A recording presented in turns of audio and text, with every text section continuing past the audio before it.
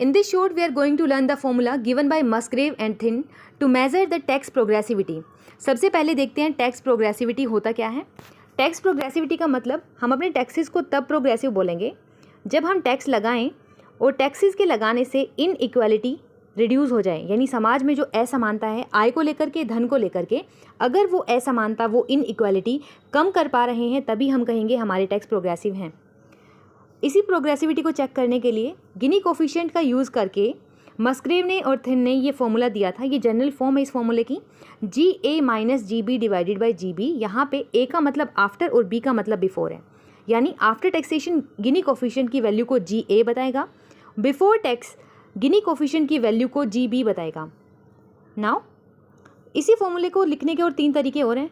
Ji A minus G B divided by G B जो हमने पहले देख लिया, और 1 minus G A divided by G B. The last one is 1 minus G A divided by 1 minus G B. Now अब जो मस्ग्रेव के फॉर्मूले की वैल्यू अगर पॉजिटिव आती है तभी हम कहेंगे कि हमारे टैक्सेशन कैसी थी, प्रोग्रेसिव है। अगर हमारे इस m की वैल्यू नेगेटिव आती है, इसका मतलब जो टैक्स हमने लगाए वो रिग्रेसिव थे। ज़ीरो आने का मतलब प्रोपोर्शनल है। अब हमारे इस m की वैल्यू को, जो कि प्रोग्रेसिविटी को चेक करती है, इसको पॉजिटिव ही रहना ज़रूरी है। अगर हमें प्रोग्रेसिविटी चेक करनी है तो m की वैल्यू पॉजिटिव रहनी चाहिए। दूसरी बात, ये वैल्यू अगर छोटी है इसका मतलब कम प्रोग्रेसिव है। अगर ये m की वैल्यू बड़ी है, पॉजिटिव है लेकिन बड़ी है, इसका मतलब हमारे टैक्स ज़्यादा प्रोग्रेसिव हैं।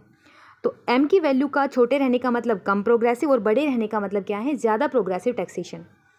ये था थिन का और मस्ग्रेव का टैक्सेशन की प्रोग्रेसिविटी को चेक करने का फॉर्मूला। Thanks for watching.